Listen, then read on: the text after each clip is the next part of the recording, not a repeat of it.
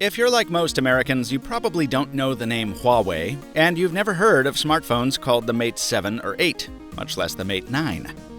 But this is more than just another superphone out of China. It's a device meant to solve three of the biggest problems facing smartphones today. I'm Michael Fisher, here with a quick look at the Huawei Mate 9.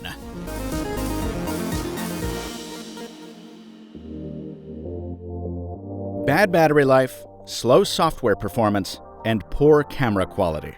Those are the three main problems Huawei set out to solve with the Mate 9. I'll report on whether it succeeds in my full review. For now, I'll just tell you how the phone tries to solve them. First up, battery life. The Mate 9 packs a 4,000 mAh power pack. That's about 30% larger than most of the Android smartphones I've reviewed this year. Plus, the display here is a modest Full HD resolution. Now that means it's not as sharp as some of its super high-end competitors, but it also means there are fewer pixels for the processor to drive. While I still would have preferred an AMOLED panel over the LCD here, this screen is more than serviceable, and if it does allow for increased endurance, then I'm all for it. There's also a new fast charging protocol here called Huawei Supercharge. With the inbox adapter, the company claims you can get from 0 to 58% in a little over half an hour. And in the shadow of Samsung's Note 7 recall, Huawei was sure to tell me several times how safe and cool the charging system is. Next on the checklist, slow performance. Every Android phone is pretty quick out of the box these days, but over time, performance erosion sets in. The phone's slowing down as app junk piles up and weighs down the system.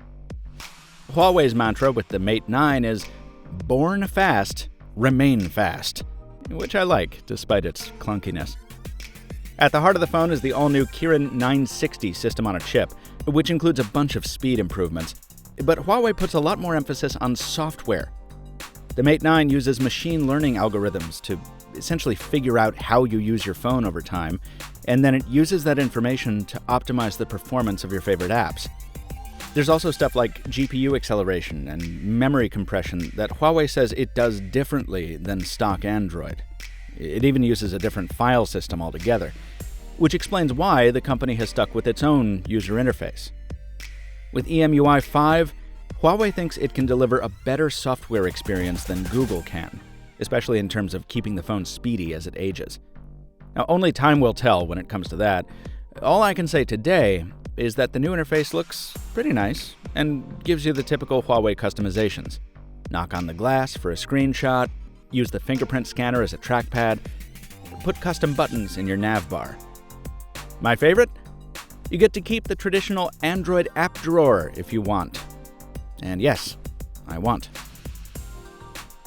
Finally, there's the camera, which has been completely reworked since the last Mate. We've now got a Leica-branded 2-camera system featuring a 12-megapixel color sensor and a 20-megapixel monochrome shooter. The spec sheet says the color camera is optically stabilized, but there's a lot of questions I still have on that, and also where the second camera factors in is alien to me. I didn't get to use the Huawei P9, so this is uncharted territory for MrMobile. I'm a little worried about the f2.2 aperture. It's not the largest around, so image quality in low light is an open question. On the other hand, there's plenty of toys to play with in the viewfinder here, so we'll just have to see how this performs out in the real world. The rest of my impressions span the spectrum. Nice surprises like an IR transmitter, and old favorites like a headphone jack, and meh moments like boring bottom-firing speakers. And as for how it feels like a Mate 8, or a Mate 7, or a smoother Nexus 6P. In other words, it's a big yet thin aluminum phone. Huawei isn't exactly reinventing the wheel here. The interesting question, to me, is whether it manages to fix those three big problems it sets out to fix, and when it will be made available in North America.